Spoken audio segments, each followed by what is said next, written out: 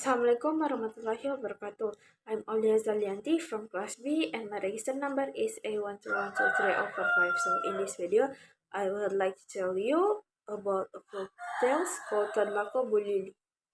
So Bulili was a village in central Sulawesi. The people lived happily and peacefully.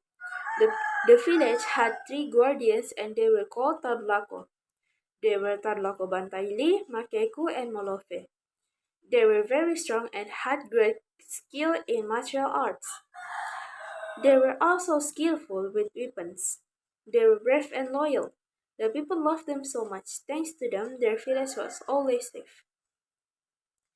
There was a beautiful girl in Bulili. Some people said that she was the most beautiful girl in the world. Whenever she went, men were always staring at her. They were amazed with her beauty and they would be very happy when the girls smiled at them. King Sigi had heard about the beautiful girl living in Bulili. He was single and wanted to marry. He wanted to have a queen and later had children. He hoped his child one day could replace him as a king. But first, he had to find a perfect woman to marry.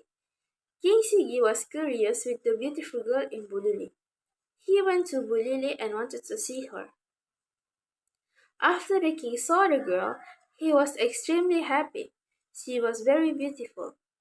He fell in love with her and he thought that she would be a perfect queen for him. The king didn't want to waste time. He asked the girl to marry him.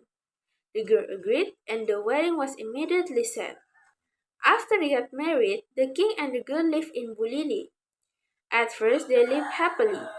However, slowly, they started to have arguments.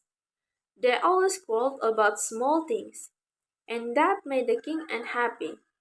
He wanted to go back to his kingdom. He told his wife that he had to take care of his kingdom. Then he left. He didn't know that when he left, his wife was pregnant. And 9 months after the king left the village, his baby was born. The head of the village asked Tadulako Bantaili and Tadulako Makeku to go to the palace. Meanwhile, Tadulako Molofe stayed at the village. The head of the village asked Tadulako Bantaili and Tadulako Makeku to go to the palace to see the king. First, they had to tell him that his baby was born, and second, they asked the king to give some rice for the baby. Really, I have a son? Said the king when Tadulako Bantaili told him about his baby. The king didn't like the news. Apparently, he didn't love his wife anymore and he wanted to leave her forever. No, I will not give you any rice, replied the king when Tadulako Makeku asked him to give some rice for the baby. Forgive us, your majesty, you give us no other choice. We will take the rice with or without your permission, said Tadulako Bantaili. Tadulako Bantaili and Tadulako Makeku left the palace and went to the rice barn. With their power, they lifted the rice barn easily and brought it to the Bulili village. The king was angry. He asked his soldiers to chase them and bring the rice barn back.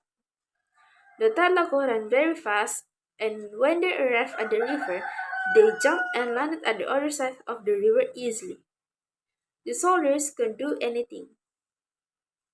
They didn't have any power to jump across the river, and they went back to Sigi disappointingly. Okay, I think that's all for me. Thank you so much for listening. Assalamualaikum warahmatullahi wabarakatuh.